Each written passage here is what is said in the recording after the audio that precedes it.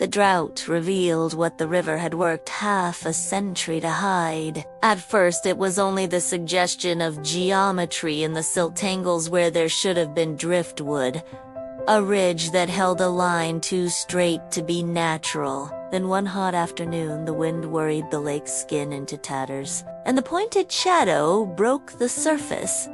A steeple, slate flaking like a molting snake, cross-sheared off long ago. By dusk, the bells, trapped for 52 years in their drowned bells, loosened their throats and coughed up an eerie, hollow clatter each time the waves slapped at them. It sounded like a laugh or a warning, depending on your mood. I was not in any mood at all, at least not one that counted as healthy. Archivists aren't supposed to have moods. We are expected to be carbon paper for the pass. Take the impression cleanly. Keep it safe. Don't let your own handwriting interfere. But the notice that slid under my apartment door in the city was blonde as a ledger's final column. Grant expired. Employment terminated effective immediately. The ink hadn't even dried before the phone rang. It was Aunt Layla, who never called for anything less than funerals. Marwa, she said. Voice nodded with static. They say the steeple of St. Tychon's is up again. People are taking pictures. The old men are saying prayers. Your mother would have wanted you to see it. My mother would have wanted many things. She would have wanted me to marry before 30. She would have wanted the table set with bread baked by my own hands instead of bought from the corner shop. She would have wanted me to never leave Al-Mazrah, our village pressed between chalky hills and the now shrunken lake that used to be a river before the dam was poured. But she had wanted something else, too, which I only learned properly the day we buried her. She had wanted someone to remember the names that would otherwise be washed away. Come home, Aunt Layla said, as if it were simple. Just to look, I asked. To look, she confirmed. Then, after a hesitation that made the apartment feel suddenly vast and empty, and to bring your mother's ledger. It belongs by the water. I packed that night. The ledger was heavier than it looked for such a narrow book. The leather was gritty, as if it had been dusted with ash. The spine creaked when I opened it, and the blue thread that bound the quires had been stitched with a hand more careful than ours. My mother had never mentioned it while she was alive. I found it in her bottom drawer, wrapped in a scarf, and taped shut as if to keep an infection from spreading. Inside, each page was ruled into 2 columns. The left carried names in her even. School teacher's script. The right carried the same names again, but backwards. The letters written right to left as if Arabic had loaned its directionality to English for one dark purpose. Farid Y. Katan, Nat A.Q. Y. Daraf. Sister Amal Lamaretz is Halim Shuna. Ranu A.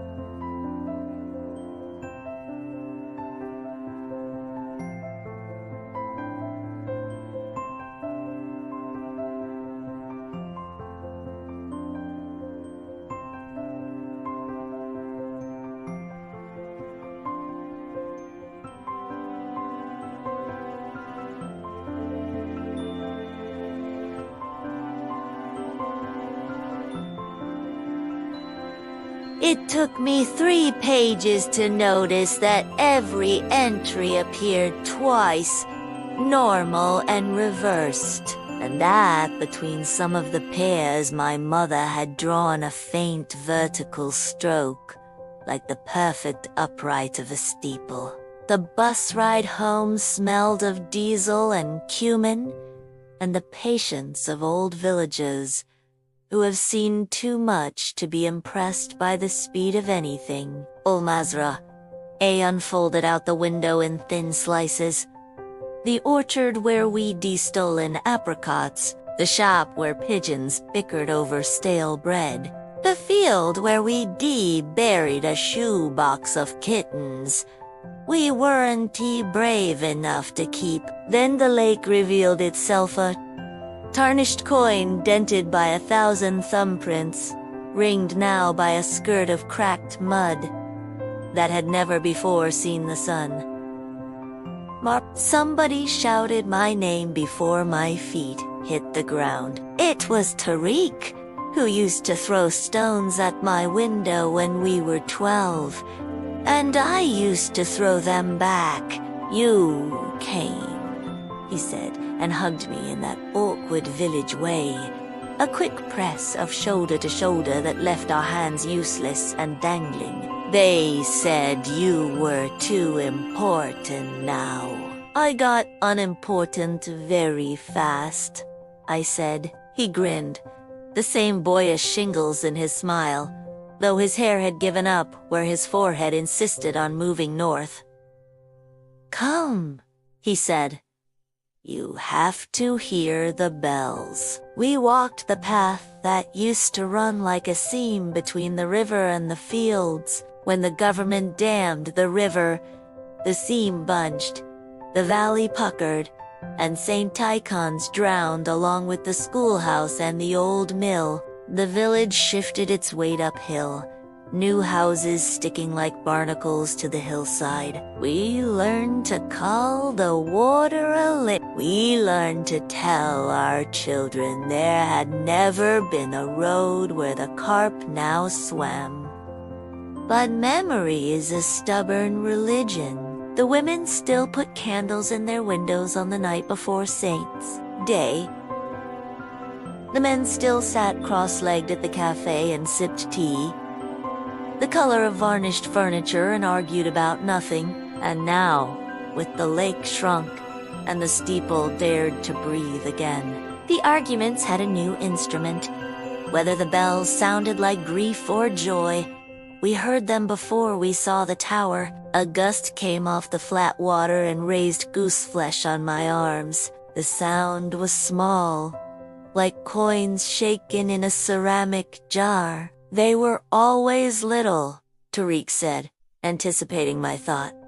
The church was humble, and the bells were nailed when they drowned it, nailed so the current wouldn't ring them. But the wood rotted, and now, he lifted a hand helplessly and grinned again. Welcome to our circus. There were people gathered along the shore, kids with plastic sandals leaving their prints in the silt, old men holding prayer beads that had absorbed the oils of 3 generations. A group of teenagers had erected a selfie stick like a fishing pole and were hauling in likes. At the edge of the water, 3 divers in mismatched wetsuits were talking to a man in a yellow vest stamped with the seal of the municipality. No, he was saying. You can't go down there. The silt will swallow you. And we have no rights to the property. The church must send someone. The church can send its ghosts, one of the divers muttered. We'll send lungs. I left Tariq to argue with them and walked along the lip of the shore, closer to where the steeple chewed at the sky. The stone was rough with minerals that had accrued during its half-century of baptism. Strips of weed clung to the angles like wet hair. The slit windows wept brown water in intermittent drips. I imagined what lay below. The nave, the pews, the altar drowned in fish, the tiled floor intact enough to cut the feet of whatever dared to walk there. My mother's ledger weighed a little heavier in my bag. You're staring like it owes you an apology, someone said behind me. I turned to find an old woman in a navy dress, the hem frayed where it had been stepped on by a lifetime of feet. Her hair was engine gray, pulled back in a bun that aimed her face at the world like the prow of a ship. She used a cane, but it was more a scepter than a support. "Hello, Auntie," I said, because whether or not she was related, she was an aunt to everyone in Al-Mazrah. "You're Mona Zara." "Girl," she said, in a tone of a conclusion. "The Archivist." "Marwa," I said, but didn't press. "Mona wrote the names," she said, tipping her chin toward the water. "I wrote the names before her, and my mother before me. We keep them from washing away. The lake eats names faster than it eats stone. There are moments in life when you are offered a ladder into a story you did not suspect you were already climbing. This was one of them." I reached into my bag and withdrew the ledger. "She never told me," I said. "She never told me what it was for." The old woman lifted the book in her hands and ran a thumb over the leather as if tempted to taste the dust. She couldn't tell. "It is a thing done, not spoken. You will do it now." She turned the ledger in the light. "Yes, I see her hand. She was steadier than mine when her first husband drowned." "Her what?" I was so sure I had misheard that I laughed, an ugly barking sound. "My mother, she had a husband before your father," the old woman said. They were married in St. Tikhon's. They were married in this very mud. He went down to rescue a calf from the river when the flood came the year the dam burst early. Such a handsome boy. We wrote his name twice to set him in the water and take him out again. The bells tittered. The air tasted brassy. "I should go," I said, because my spine was humming, and I did not want to hum in public. "My aunt is expecting me. Tell Layla to boil the kettle twice," the old woman said. "The first boil is for the living. The second is for the drowned." She handed the ledger back and rapped my knuckles with her cane gently, the way a teacher might remind you, without scolding, that you have forgotten your manners. "Come back tonight, Archivist, at low tide. Bring a steady hand." At Aunt Layla's, the house was smaller than memory, but fuller of its smells. Cabbage rolled tightly as scrolls, time crushed beneath the knife. "The skepticism of cardamom in tea," she cried when she saw me, which made me cry, which made us both laugh, while mopping up our faces with a towel that had once been a curtain. "You brought it," she said, touching the ledger with a finger as if it were a hot plate. "Good, good."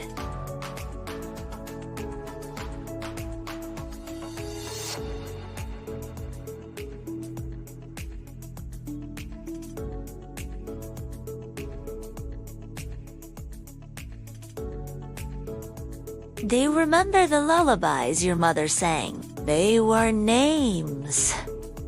She didn't let you hear them once. You could write your own." "What is this?" I asked.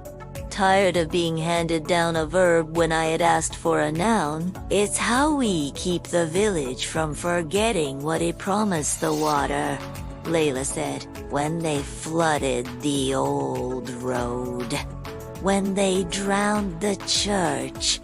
We told the river we would not let the name slip, and it told us, in return, that it would take only what was given to it properly. But people are always dying improperly. Accidents, angers, wars. We only ever keep up by halves. Your mother kept the other half. You are telling me that a list of names kept people from drowning? I said, no, she said patiently. I am telling you that the names taught the drowned how to keep speaking. There is a difference. That night, the village lights bracketed the hills with parentheses. The moon was a coin higher than any we'd ever afford. Low tide, if such a thing could be said of a lake, bullied into being by concrete, arrived sometime after 10. The heat softened. The flies surrendered. A thin ribbon of steps that I had not noticed earlier glistened in the new edge of the receded waterstone risers that had once been the side entry to St. T. Now half unearthed, each slick like a tongue. I went alone. Though Tariq offered to come and Aunt Layla made a disapproving noise at the back of her throat. I took a headlamp, a coil of twine, a mason jar, chalk, and the ledger. Tools.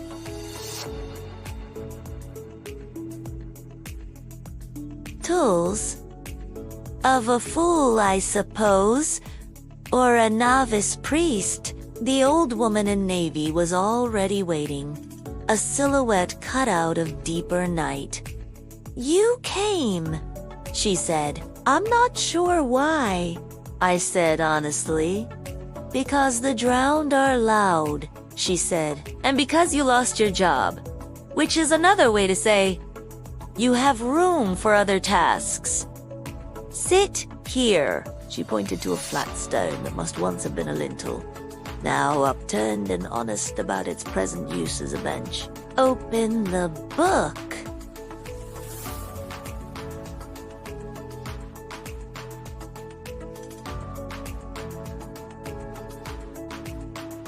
I sat. My headlamp made a pale room around us. The steeple leaned like a sober man who has stood too long. The bells ticked to themselves. I opened the ledger to the page where the entries broke off mid-name. My mother had written Sister Amal and the backward version, Lama Retz IS. And then the ink had made a small starburst, as if her hand had been wrenched away, or her pen had skidded on a wet thread. The rest of the page was blank. You will write the rest, the old woman said. Not from memory, from listening. Listening to what? I asked, though my skin already knew. To the water. It keeps better records than you do, but it needs a hand. Hold the jar. She stepped very carefully down the new wet stones, her cane finding the places between slick and safe with the ease of someone who has practiced not falling more times than I have practiced standing. She dipped the mason jar and brought it back mostly empty, with only a measure of lake caught in the glass. Look, she said, handing it to me. I looked. Something like silt drifted inside, but it did not move as water motes move. It arranged itself in wavering lines, then broke apart, then reassembled. I thought of sacks of wheat spilled in the river when I was 10 and how I had watched the grains find one another. Shoulders again with a stubborn magnetism. These motes were doing something similar but more articulate, shaping curves, angles, the tails of letters. I leaned closer. The line said, Amal. The hairs along my arms lifted as if frost were whispering to each one individually. My mouth went dry. It doesn't last, the old woman said. The water can spell only as far as your breath is held. So breathe, Archivist. Breathe and write. I set the jar down on the lintel. I took up my mother's pen. Because of course I had brought it. The ink smelled like walnut holes and clotted iron. The old woman began to speak in a voice that was not entirely her own. We remember Sister Amal, who taught the boys to sew when the girls were gone to the city, who baked bread that lasted a day longer than the others, who kept goats and was kind to liars, who went out with a lantern during the flood and did not come back, who learned to ring bells underwater so that we would know low tide, I wrote as she spoke. The letters were steady. The revolving of the jar's motes split themselves into the backward version in the ledger's right-hand column. Amal, Lama sister. Retsi. When I finished, the bells made a sound like a hand placed briefly on a shoulder. Not approval. Exactly recognition. How do you know these things? I asked. Where did you know her? I am old child, she said. I know everyone. And everyone who refused to be known. But not everything I say tonight is mine. She tapped the jar. Some of it is borrowed. We worked like that for an hour.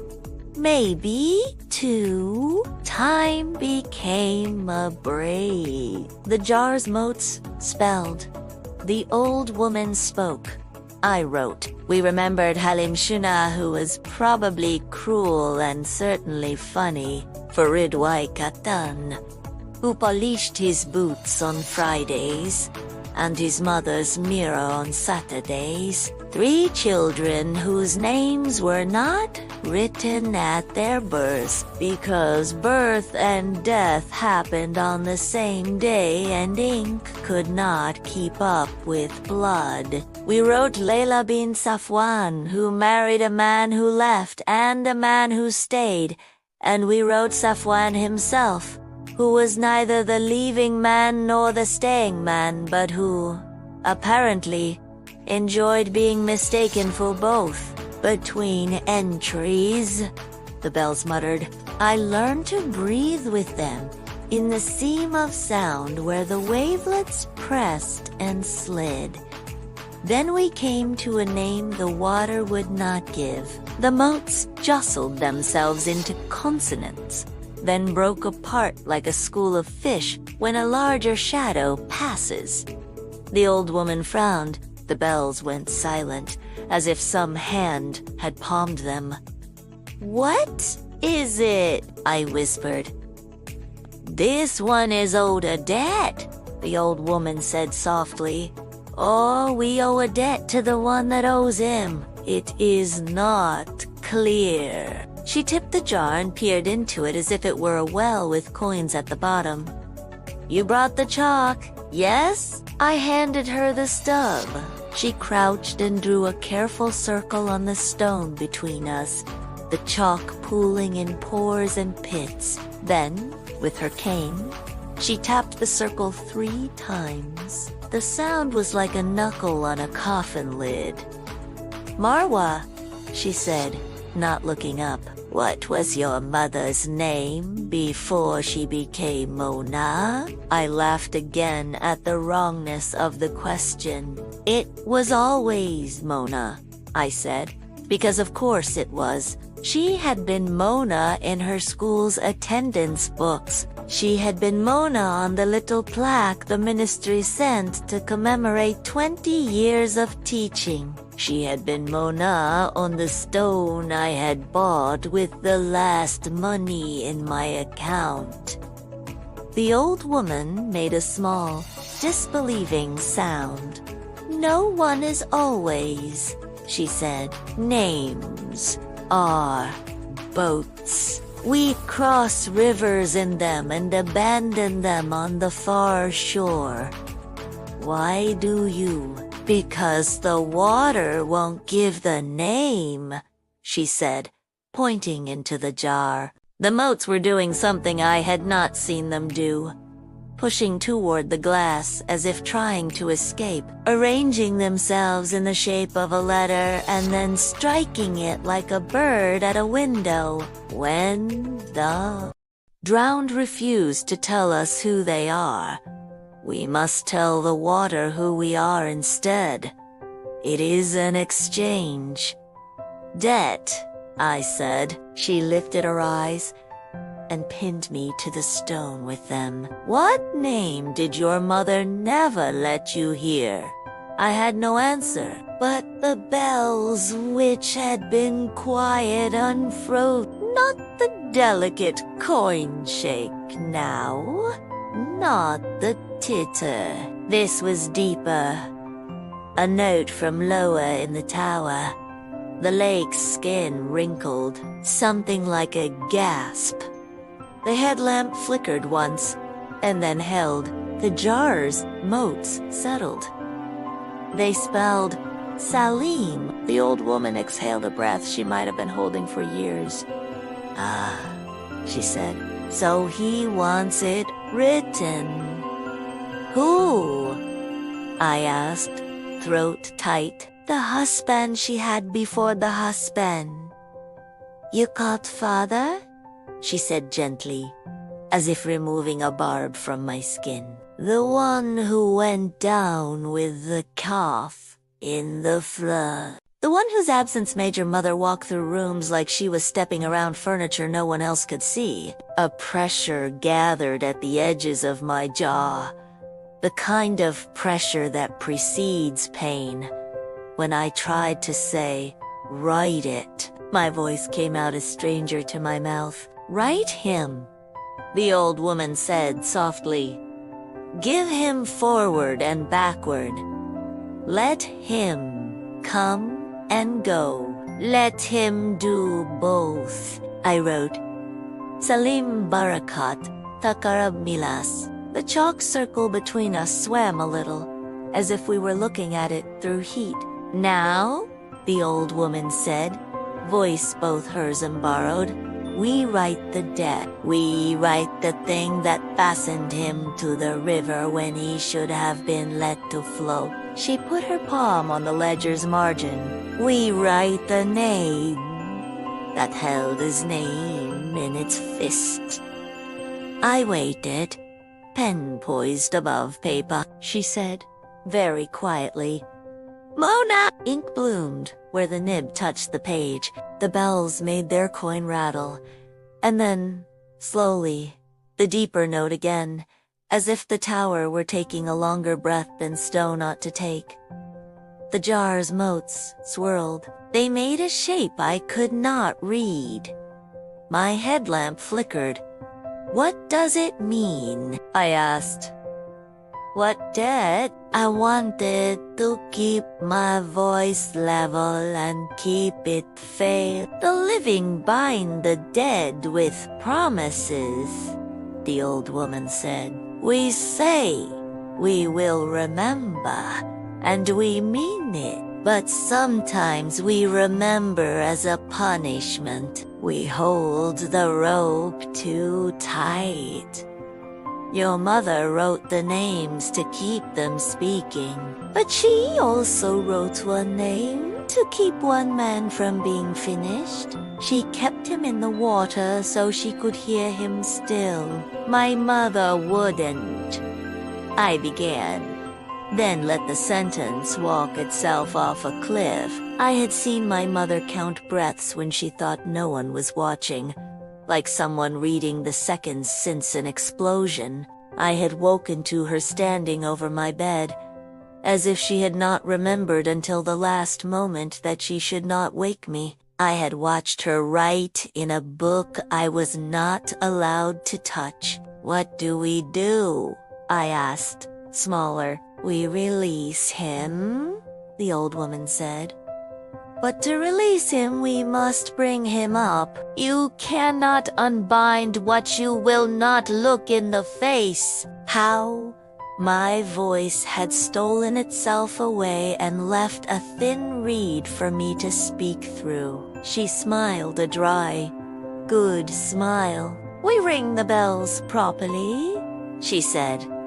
"Not with wind, with a hand." I looked at the steeple, stone slick with half a century's skins. The slit windows were almost reachable now if one dared the steps, and the slime and the dark. "You can't be serious." "I am old," she said. "I don't have room for jokes." "You brought wine." "Yes."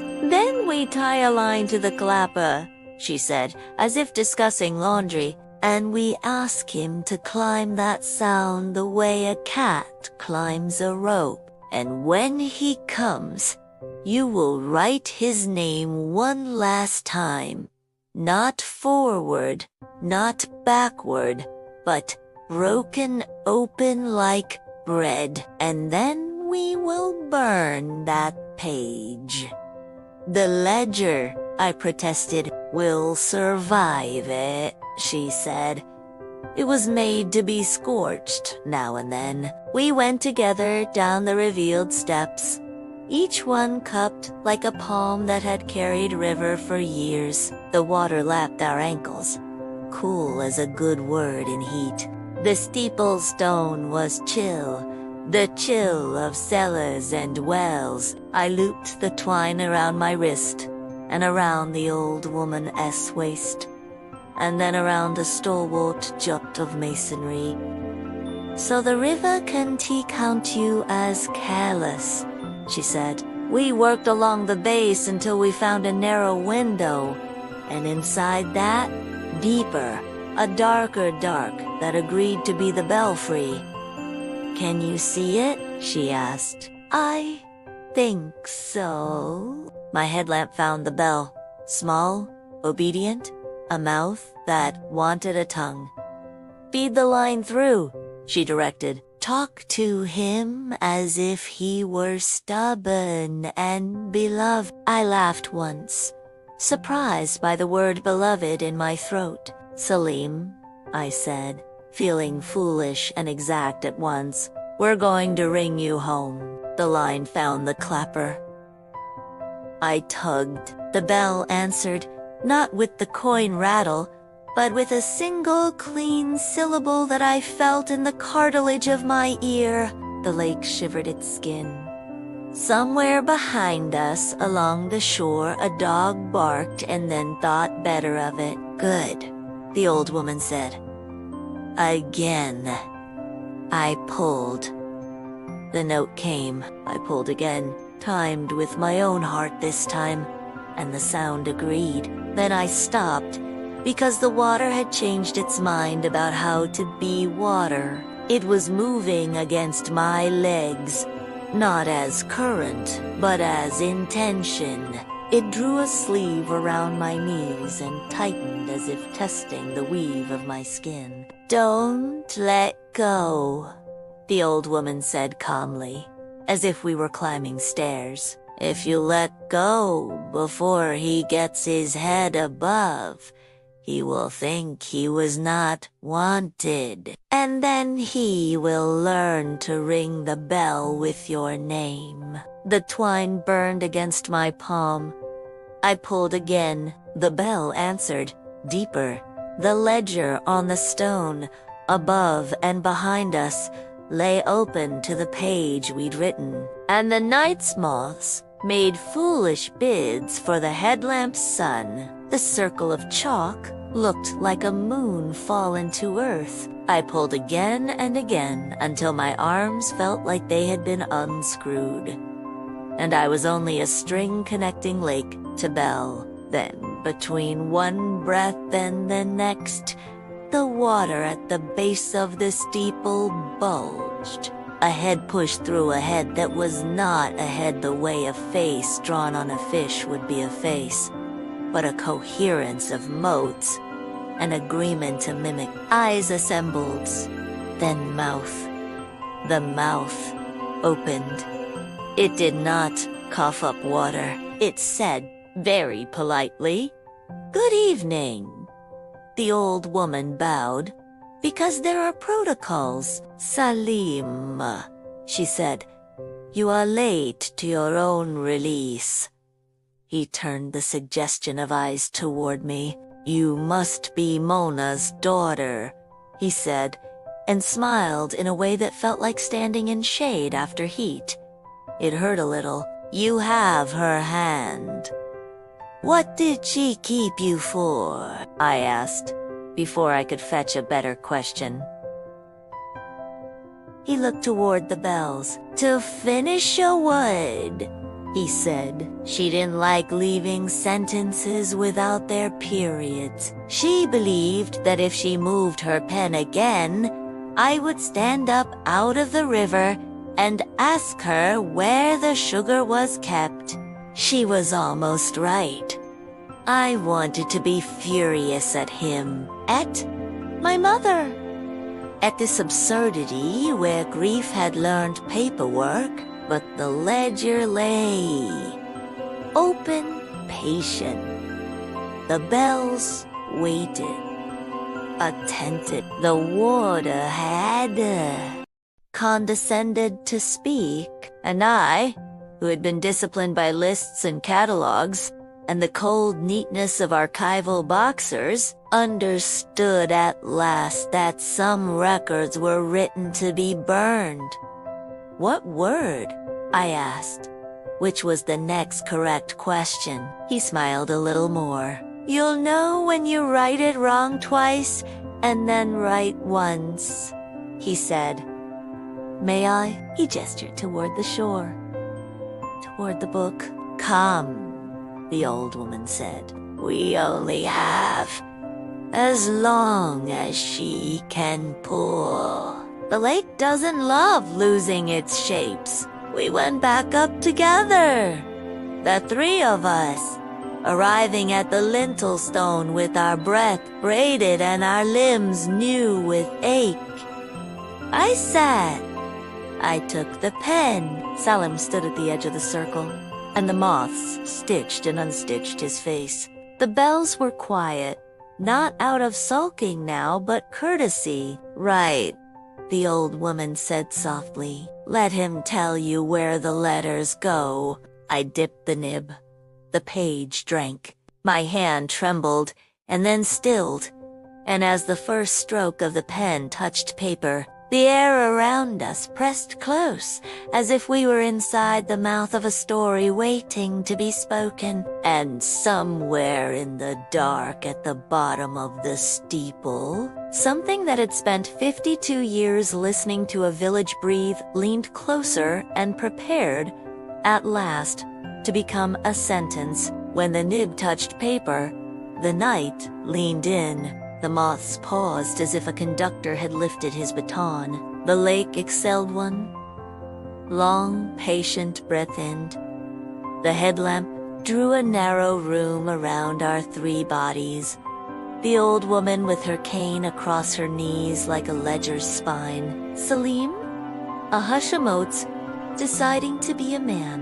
And me with my mother's pen. A bridge between ink and water. Somewhere far off, a dog dared a bark and then backed out of its own courage. "Right?" the old woman murmured. "What?" I whispered, though she had already told me there would be a word, and that I would find it by writing it wrong twice. "Begin with what you think it is," she said. "Most truths are found by embarrassing their neighbors. I wrote the first word my hand understood. Home. The letters stood neatly in the left column where all the forward names lived. In the right-hand mirror column, my hand though, I could not later say.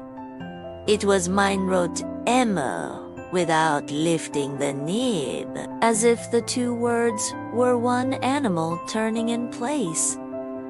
The paper accepted both entries. The jar's motes drifted forward, curious, as minnows are curious when a shadow passes. Nothing in the world changed. The bells at the steeple thudded only as the water knocked them. The chalk circle between us looked like a stroke of moonlight that had been set down and forgotten. Selim tilted his head, not unkindly. Not that, he said. I was never good at going home, even when I had both legs in the same world. Your mother used to joke I could get lost in a hallway. I crossed out home. The line over it felt like a small funeral civil, efficient, unremarkable. Try again, the old woman said.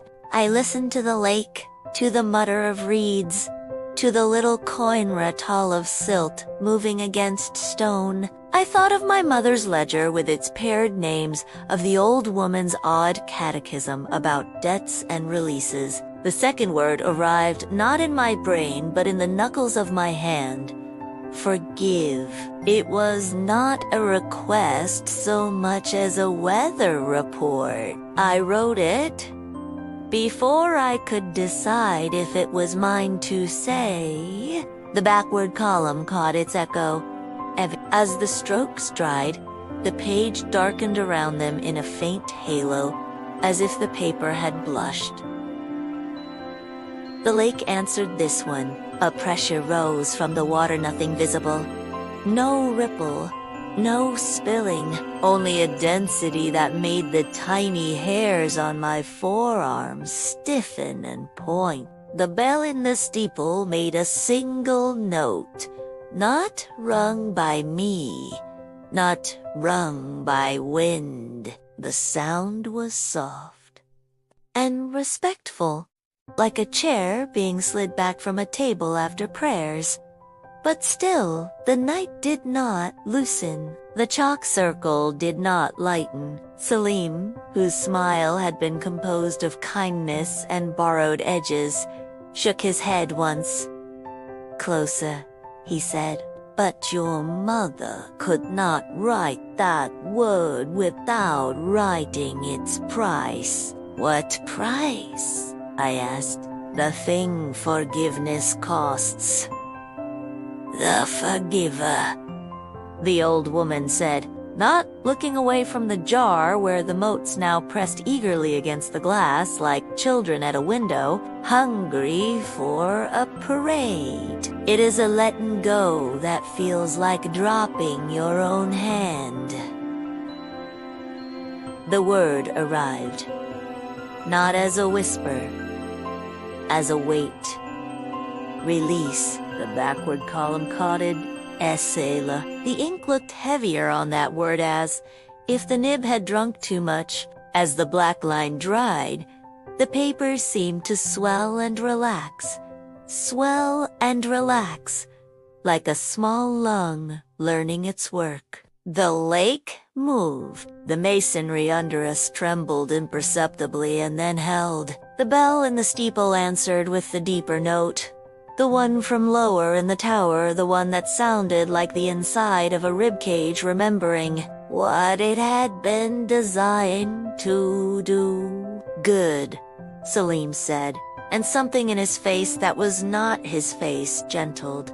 Now write the name that will accept the release. My mother's? I asked, though the answer was already lifting itself like a fish through my throat. Yes, the old woman said, her eyes on me with that unwavering village tenderness that can feel like an accusation.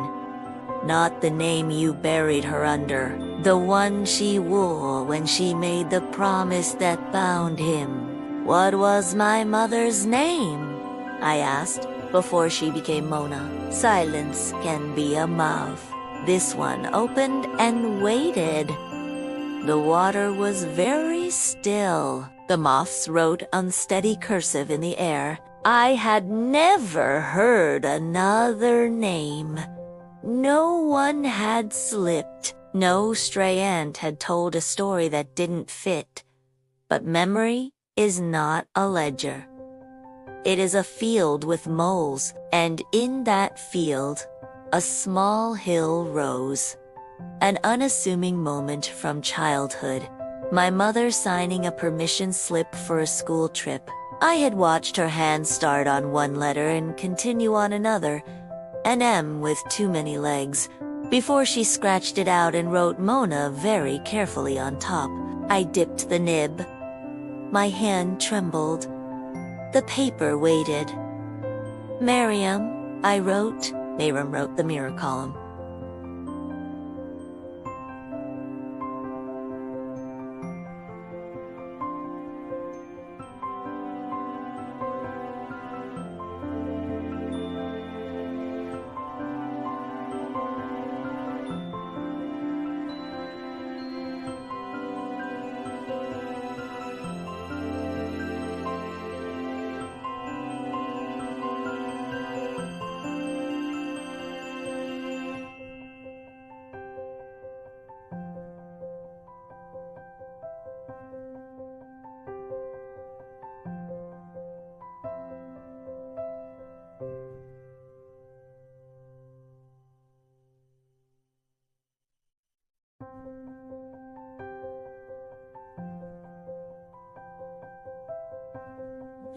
The jar's motes gathered themselves into a vaguely floral shape, like the bouquet a child draws when told to draw flowers. The bell did not answer. The lake did not move. Close, the old woman said kind, and then not kind at all. Again, my mind scrambled like a hen on wet floorboards. Manal, no. Muna, too near. I thought of the church's name, St. Tikhon's. The way the village had always braided languages without asking permission. I thought of how my mother had taught me to write my letters with absurd patience, clicking her tongue when of the way she had kept the ledger away from me, as if it were a stove with an invisible flame. What is it? Salim asked softly, as if from another room. I let go of thinking. I listened to how the pen wanted to move. It made a small curve, a straight line, a dot. The shapes of this village's prayers, and the one across the lane. The way my mother had whispered over my bed when she thought I was already asleep. A sound like a thread being pulled through cloth. Amina. Anima. The ink glistened like fresh water in a hole. The moment the dot over the I dried, the night changed shape. The bell rang its swallowed clap-end. The lake did something I had never seen a lake do. It sagged a little, as if in relief. A trickle ran from the slit windows of the steeple with a new insistence. Chalk circle brightened, its edge sharp as a seam. Amina, the old woman repeated. Her eyes shone. Of course. She would have chosen something near it, Mona, close enough the mouth could pretend it hadn't crossed a river. Amina, Salim said, and the name in his mouth felt like a garment that had spent years in a trunk and was now given to air. She was always faithful to the root of the word. What now? I asked, though I knew we were no longer writing for knowledge, but for surgery. Now you write the joining, the old woman said. We do not tear. We unbuckle. She tapped the ledger's margin. Right. Amina releases Salim. write it across the crease of the page, and then you'll burn the sentence through, I wrote. The letters came simple. Schoolroom letters, precise as stitches. Amina releases Salim. In the mirror column. Mahendo obedient to. An older lesson ko pide. The necessary spell. Mina. Cesalar Milas. When I drew the last curve of the last S, the bell tolled, low and grateful, and the lake moved at our ankles like a cat, agreeing to sleep in our lap, despite itself. Now, the old woman said. She handed me a match from a tin that had once held peppermints, and now held a different kind of mercy. Her hand shook, not with fear, but with the tremor of something long anticipated arriving at last. Light it. This page, I asked, appalled. The ledger was made to survive fire, she said. It is not a book for museums. It is a book for kitchens and river banks. Light the crease, where Amina crosses Salim. Fire is only another kind of water. I struck the match phosphorus, made it small, arrogant sun. I touched the flame to the seam. The paper puckered, darkened, and then a line of fire ran very neatly along the sentence as if obeying a ruler. It stopped exactly where it should, at the period. The smell rose not of paper only, but of the old church floor, wet tile, beeswax, 1,000 prayers ground into grout. The fire went out as if it had reached a shore. The ledger's other pages remained unscorched. The jar of smotes flew briefly into a chaos and then settled like snow after a truck has passed. Salim breathed. The sound was like a wall, remembering it had a window. Thank you, he said, and the motes of his face made something like lines at the corners of his eyes. I have been a verb for so long. I would like for a little while to be a noun. You will go, I asked. The question split my chest into 2 rooms. In one room, anger at my mother uncoiled like a rope dropped from a height. In the other, grief that was not even mine woke and looked for a coat. I will finish, he said simply. And then I will go. He glanced at the steeple.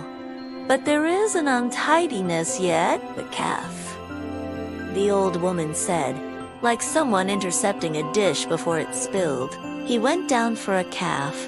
The year the flood came early. Salim's mouth quirked. Everyone insists on remembering that part, he said.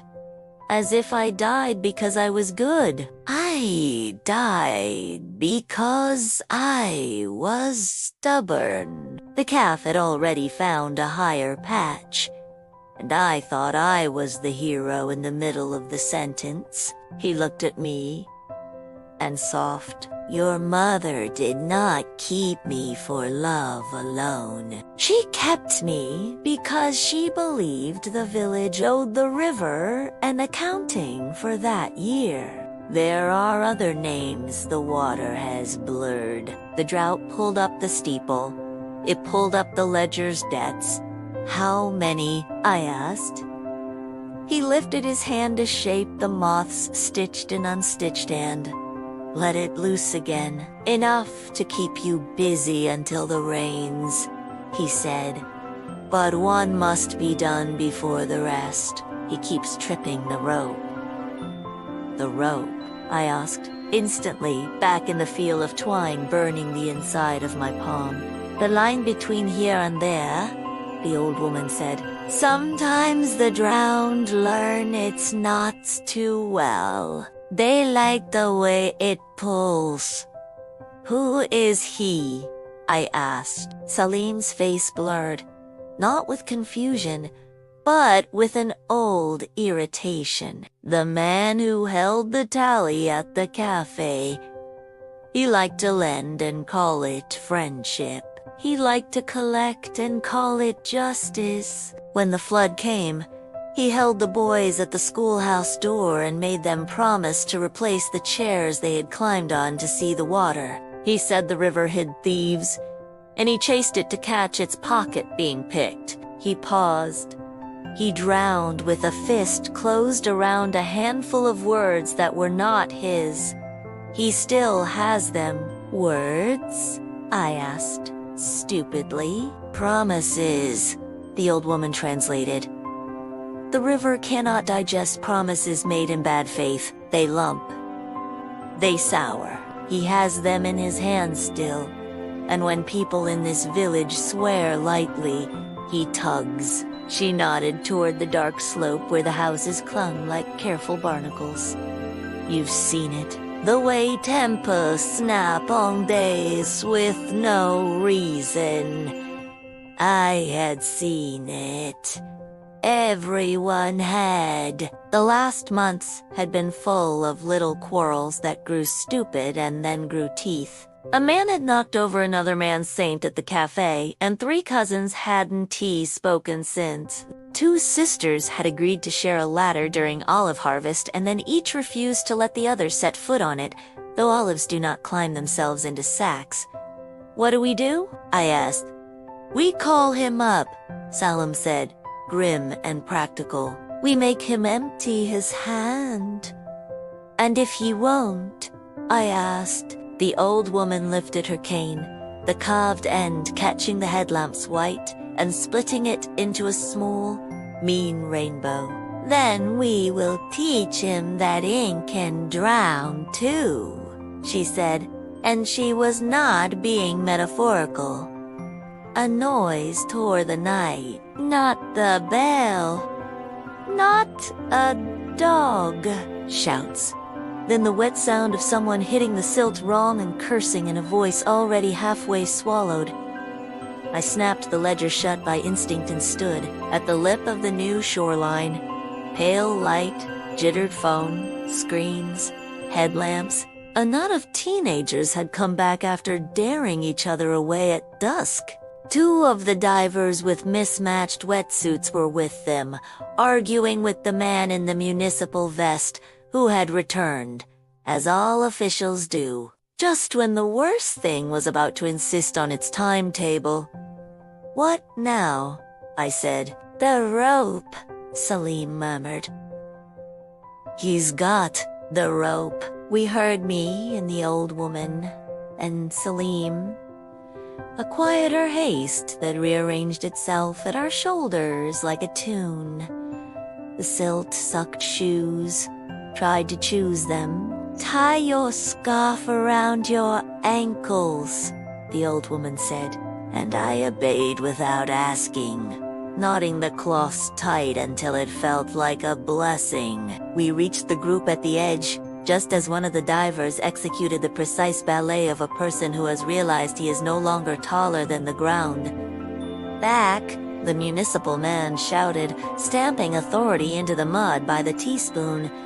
You go back. The bell moved, a boy said, triumphant and pale. We heard it. It moved on its own. It has been doing that, the man with the vest said. You will be patient and let the church send. Send what? A girl in a black hoodie demanded. A priest with a snorkel. The diver, who had slid deeper, grunted, his eyes as wide as they would go without leaving his skull. Something has my tank, he said. Cut it, his friend yelled. No. The municipal man clutched at rules the way a child clutches at a floating reed.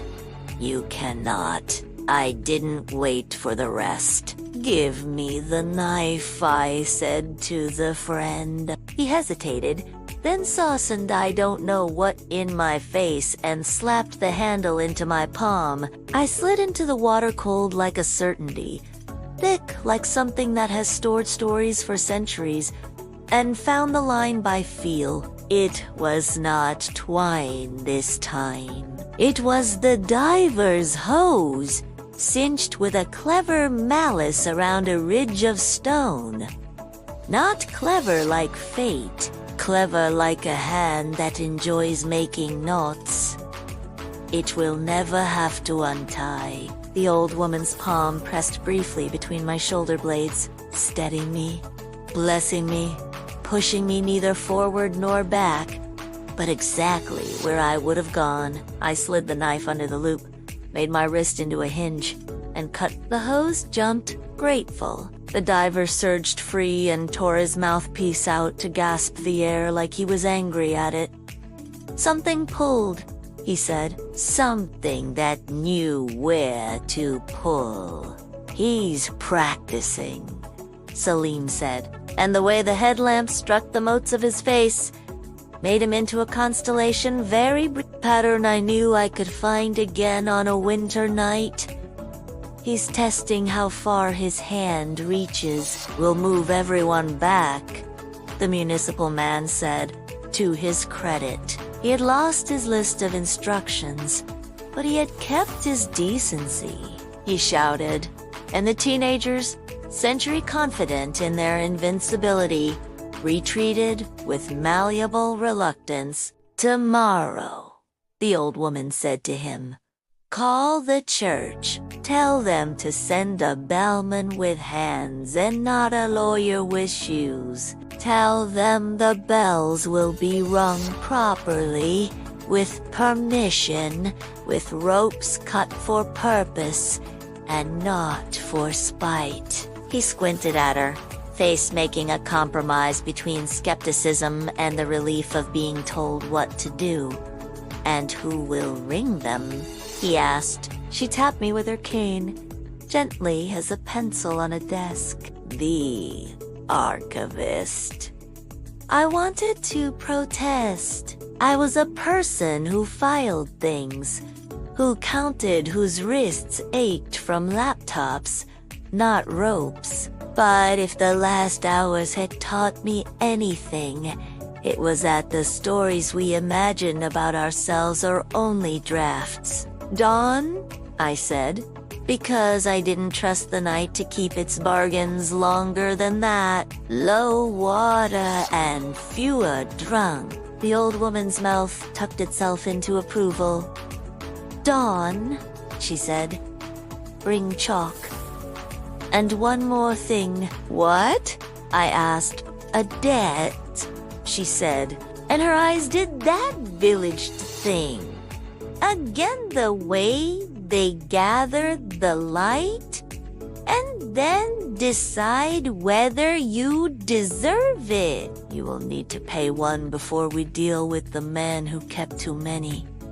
I don't, I began, and then stopped. I had left the city with rent unpaid, with a co-worker's borrowed book in my bag, with a voicemail unsent to a person I loved and had not known how to love. Which one? I asked, stupidly hoping to be told. The easy one, she said. The one your cousin Tariq is owed. Tariq doesn't... Yes, she said. He does. Her voice softened. You left without telling him you were leaving the first time. He threw stones at your window and you didn't open it. And boys do not forgive closed windows until a woman teaches them how. Now, I asked, in the tone of a child sent to apologize with a sugar cube in her pocket. Now, she said, then sleep where the ledger can hear you breathe. Bring the book to the bells in the morning. Bring a jar. Bring matchas. Bring tea for the municipal man. Men forgive ropes more readily when tea stains the same page. I found Tariq on the lane below Aunt Layla's, sitting on the hood of a car too old for vanity and too honest for shame. He looked up and did not bother pretending he was Auntie waiting where he knew I would pass. "You did something with the bells?" he said, not as a question. The dogs gave up barking. Old Ismail says his wife stopped muttering bad words in her sleep. I cut a hose and wrote a sentence. I said, "Tomorrow I am going to wring a man out of the water who owes us apologies and 1 T1 to pay them." He nodded, as if that were the sort of itinerary he had learned to expect once I came back. "You always did bring homework to the playground?" "I'm sorry," I blurted, startling myself with the relief in the words. "For leaving without saying goodbye, for letting you throw stones at my window and pretending I didn't hear them, for making this village work at my breathing when I decided to practice elsewhere." He looked at his hands, which were clean in the way hands that do honest work get clean. "I hated you for a week," he said. "Then I hated this city for a month. Then I married someone who hated both of us and learned that hating is just another way of losing your keys. We divorced. The city stayed. You came by." He shrugged, an old man's gesture in a stillion body. "I accept." "Thank you," I said. And it felt like paying a bill that had accrued interest and mercifully found its limit. "You'll need a better line than twine tomorrow," he said, business again. "Because that is how love protects itself in villages, with advice and the insistence of tea. I have a coil from the pier, and gloves." "Bring them," I said. "And bring the ledger," he added, angling his head. "Your mother used to read from it under her breath when she waited for bread to rise. My father called it superstition and ate 2 slices every time to show he was not afraid. He lived to be 82. I am not good at math, but I count that as a draw." We smiled at each other the way people do when they have climbed over a wall and landed on the same side. At Aunt Layla's, the house smelled like sleep and fenugreek. I propped the ledger open on the table, not because it needed quilts or flattery, but because the old woman had told me to let it hear me breathe. And I had learned not to test the manners of this work. I laid down on the divan, used my rolled jacket as a pillow, and dreamed the tidy, bright dreams that come to people who have done at least one necessary thing. Dawn came quickly. The lake at first light looked like pages laid flat to be dried under bricks. Tariq met me on the path with the coil of rope on his shoulder and 2 enamel mugs in his hand, steam standing up from them as neat as soldiers. The municipal man was already there, ashamed of yesterday's incompetence and bristling with today's zeal. He had brought a thermos the size of a church candle and the expression of a father at a school play. "We will do this properly," he said, as if announcing a national holiday. "We will do this kindly," the old woman corrected, arriving as she always did with the grace of someone whose shadow knows to walk at the right distance. "We tied the new rope into the bell's little dock, my fingers relearning their father's sailor knots from the muscle memory of family story." Tariq's gloves took the bite of the pull. The old woman chopped the lintel fresh and set the jar where the sunrise could fall through its glass and wake what slept in it. The municipal man poured tea as if he might himself become useful if he could only pour enough. Ready? I asked. On your breath, the old woman said. I pulled. The bell answered a clean syllable that shook silt out of my lungs and lined the edges of the morning with an attention nothing else in the world could have commanded from me. I pulled again. The lake's skin shivered. The jar's motes rose in a column, then loosened, then rose again. I pulled a third time and did not have to tell my heart what to do. It matched the rope's cadence like a child learning a clapping game. The man with the fist came fast. You learn to recognize certain postures even when they are made of water. This one was all hinged and grit. His hand was the first thing the lake gave us. Knotted, possessive, closed around the invisible heft of what he would not surrender. His face followed creased, not with worry but with bookkeeping. The mouth held the permanent twist of someone who has just been shortchanged and will use the rest of the day to make the daylight apologize. Good morning, he said, the greeting a technicality. You have something of mine. No, the old woman said, as politely as anyone has ever refused a bully. You have something of ours. He lifted his fist. The jar's motes threw themselves against the glass not in fear, but in argument. The bell hummed, impatient. Open your hand, I said. Make me, he said, and the water around his wrist cinched itself into a bracelet. Name him, the old woman said quietly to me. I looked into the jar. The motes, cooperative as a choir when the right song is chosen, formed letters I did not own but could read. Halim, we already wrote Halim Schooner last night, I protested. Half to the water, half to myself. Funny, cruel. Polished his boots. The old woman's eyes did not leave the fist. There are more than one Halim, she said, and some names keep bad company with themselves. The jar rearranged itself with almost petulant clarity. Halim ibn Musa al-Kandari. The last name snapped onto the page of the jar like a paperclip onto a magnet. Write him, the old woman said. I set the ledger on my knees, braced it with my stomach, and wrote, Halim ibn Musa al-Kandari. The mirror column did its mirror work. Iradnak la esum bani mila. The letters struck the paper like tacks. My hand itched to smear them and didn't dare. The man's fist tightened.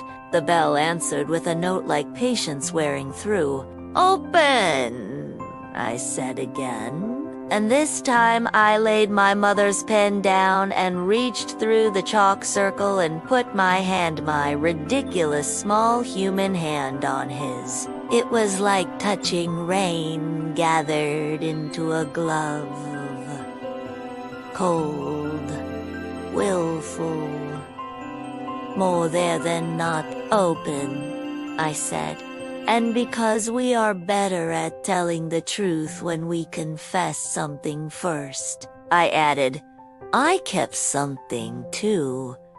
A job that was finished, a window that should have been opened, a person who waited too long for a sentence from me. I let go of them last night, and the house did not fall down. The fist twitched.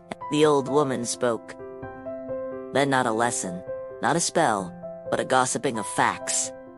Nimble and merciless. Halim ibn Musa al-Kandari, she said, once traded a sack of wheat to a woman whose husband had been called to the dam for the night, and then asked twice the price when the husband drowned. He held the boys at the schoolhouse door and tallied the chairs while the water climbed their shins. He kept 3 rings he had agreed to deliver to a cousin in the city. He liked the feeling of owning what he called obligations. He died chasing the river for trying to steal from him. She leaned closer. He died because the river did not like the word mine pronounced in a tone that made it blush. Lies, he said, but did not look at me when he said it. He watched his hand like it was a separate man he might yet get the better of. Open, I said again.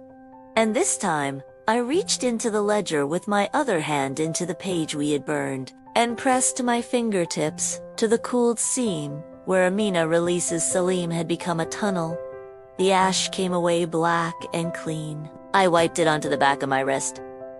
So the mark would be mine. Hallam's fist loosened. Something fell into the Jarrah cluster of moats that had held themselves together for more than 50 years. They made no sound when they landed. They didn't need to. The lake lifted its chin the way a person does when a knot they have worried for an hour finally gives up its little life. I put the jar's mouth to the ledger's margin and tipped. The motes poured out like a brief storm and soaked into the paper, leaving behind very faint, very tidy the shapes of 3 rings, a chair, and the outline of a sack. Debt settled? The old woman said. Not yet, Halim said, but without conviction. He looked at his empty hand the way someone looks at a cup they were certain had been fuller a second ago. What about the chairs? The boys grew up? The old woman said. They built the new school. They have put their feet on that doorstep 10,000 times.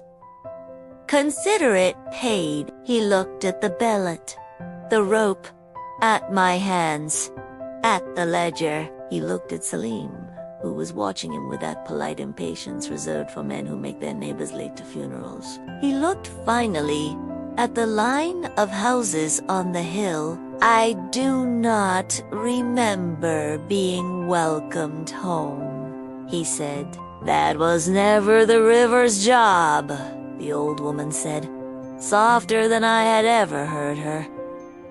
It is ours. Go, Halim ibn Musa. Learn to knock before you enter. He dissolved not like salt, but like a crowd leaving a square. The lake settled. The bell let go of its note and rested like a chest after a long cough. I sat down on the lintel before my knees decided to do it without me. Tariq squeezed my shoulder. The municipal man put a cup in my hand with the reverence usually reserved for infants. And Salim smiled this time, less like shade and more like something that had learned to hold sunlight without flinching. 1, the old woman said, counting with the end of her cane on the stone. And the day is young. How many more? I asked, my voice already raw, my hands already reaching for the pen again. She glanced at the lake as if asking it, Not me. Enough, she said.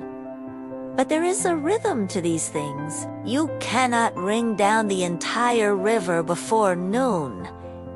We will do 3. We will give the village the afternoon to remember how to speak gently. We will do more at dusk. The ledger like sets.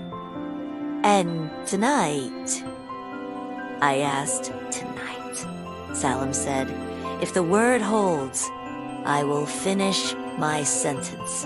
He looked toward the steeple, and the Bella small creature, dignified and honest, seemed to stand up straighter in its house. Your mother wrote me into the water. You wrote me into the fire. Perhaps we will try air next. I opened the ledger. The pages waited like fields that had accepted rain and were ready for seed. The jar's motes lifted, obedient now not to a fist but to a grammar older than any of us. Tariq anchored the rope around his waist.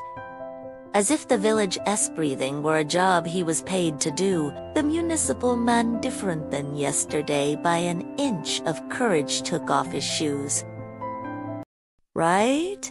I said to the lake, to the bell, to my mother's pen, to my own 2 hands.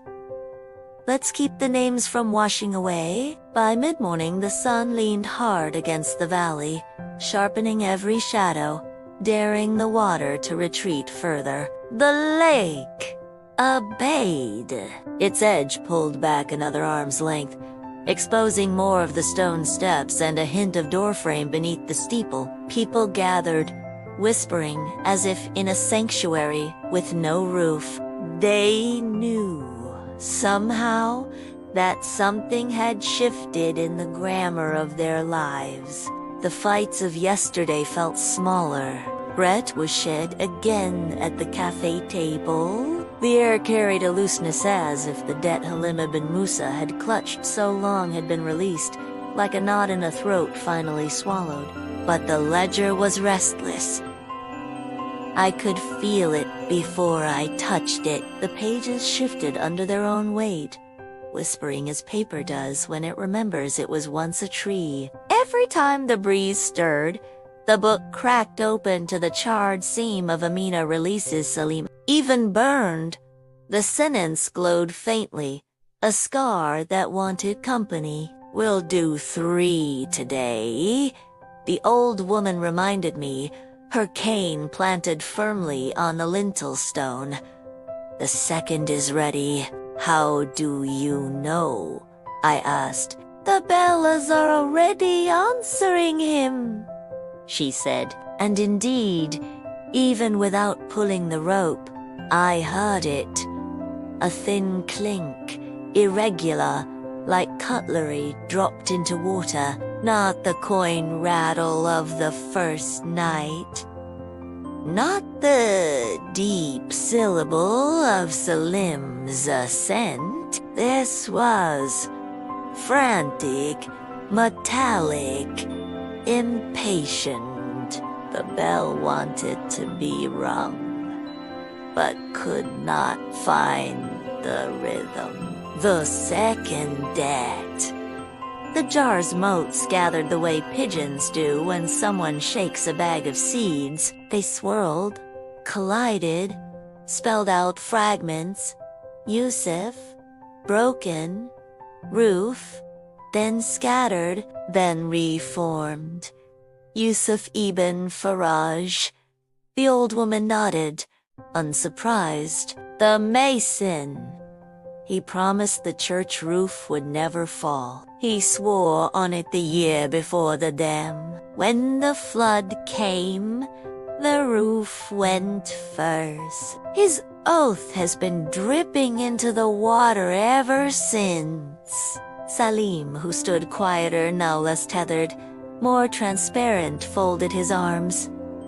Yusuf was stubborn. He patched every crack with pride instead of lime. He drowned trying to hold the tiles down with his body. I wrote the name carefully. Yusuf ibn Faraj.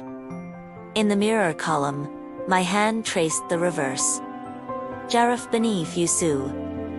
The paper drank the ink greedily, as if starved. "Now," the old woman said, "we write the oath and break it." The jar obliged. Spelling, "The roof will stand until judgment." I hesitated. Writing such a sentence felt like tempting stone to fall on us even now. But the ledger was made for this. My hand moved. "The roof will stand until judgment." In the mirror, Tanamduj, Litnu Dianats, Liu, 4, EHT. The moment the last letter dried, the steeple groaned. A long, aching sigh as though remembering the weight of 50 drowned years. The bell clanged once, twice out of time with my pulse, angry at being reminded of its shame. "Burn it," the old woman said. I lit the match with clumsy urgency. Flame ran down the sentence like a seamstress's stitch. When it reached the word judgment, the page hissed and the fire died abruptly, leaving the rest of the book intact. The bell fell silent. The lake stilled. In the jar, the motes shaped themselves briefly into the outline of a roof and then collapsed into dust. "It is done," Selim murmured. "The roof has fallen for the last time. The third debt." By noon, the heat pressed down hard enough that people retreated to shade. "Only a handful of us remained at the water's lip," me Tariq with the coil of rope, the municipal man clinging to his clipboard like it was scripture, the old woman with her unwavering eyes, and Selim Fentar, now edges blurred as though he were becoming the heir he had promised. The bells rang themselves, not frantic, not deep, but constant. Ding, ding, ding, every few heartbeats. As if a child were trapped in the belfry tugging endlessly at the rope. "This one does not wait," the old woman said grimly. "He has been ringing since the flood, and now that the steeple breathes, he will not stop until he is named." The jar's motes whirled violently. I steadied it with both hands. Letters formed and broke apart too quickly to read. Then at last a name hardened. Father Elias.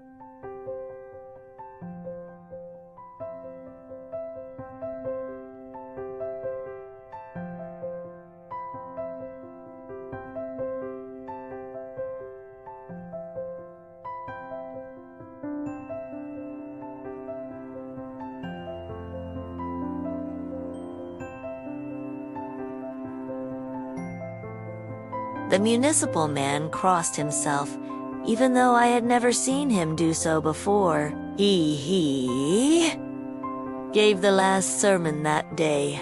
He told them the dam was God's gift. He said the water would raise us. His voice faltered. He drowned on the altar steps. Salim's face was grave. No. He tied himself to them. He believed sacrifice would float the village, but sacrifice that is demanded, not offered. Cuddles. I opened the ledger. My hand trembled. Priests should not be in ledgers, some part of me thought. But another part's colder, more honest replied. Everyone belongs when debts are written in water. Father Elias. Sail, the bells struck hard, a booming knell that rattled the marrow in my teeth. Waves leaped against the stone. The jar almost shattered in my grip. Inside, the motes formed words that scalded my eyes. I promised salvation. I demanded payment. The old woman leaned close. Write it, then break it, I wrote. I promised salvation. I demanded payment. The mirror column obeyed. Nemiup, Dead Named, Noit of Lus, Disimopai. The ink bled like fresh wound. The moment the sentence was complete, the air thickened. The bell roared without rope, shaking so hard the steeple itself shed flakes of stone.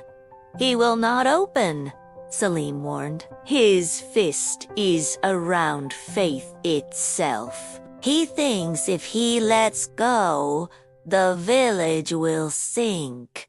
How do we break a priest's hand?"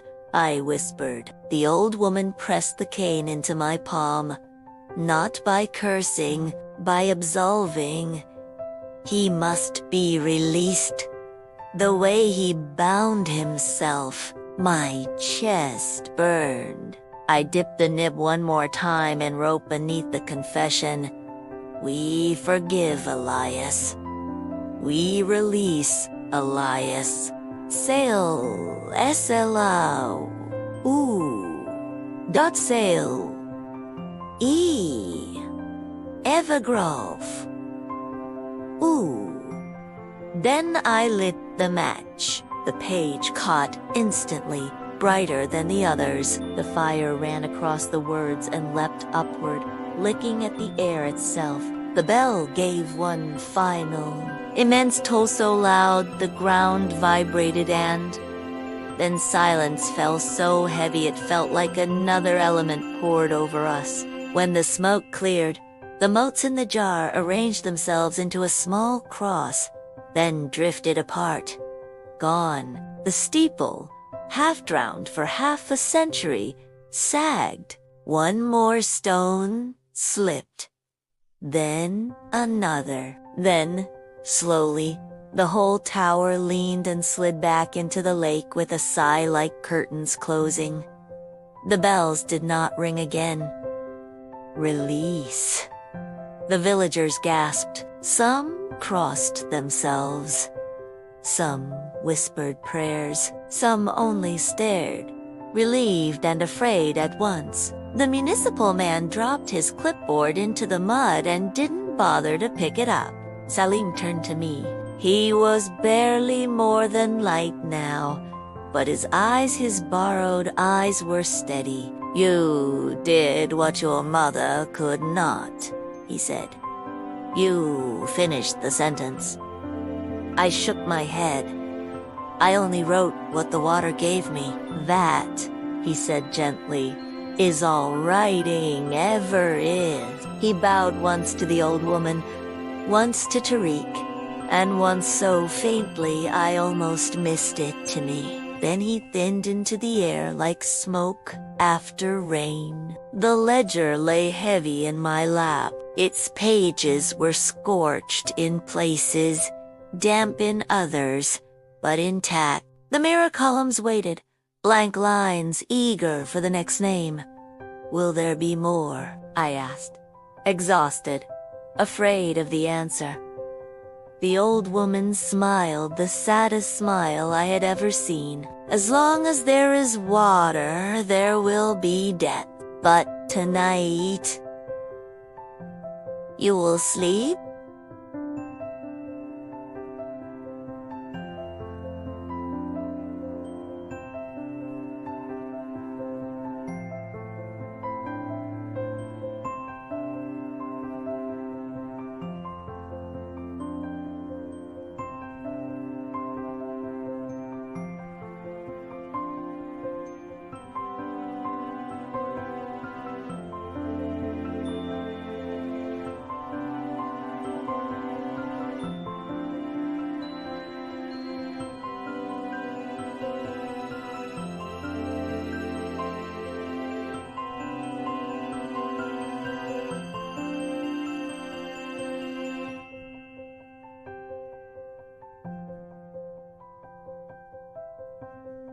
What?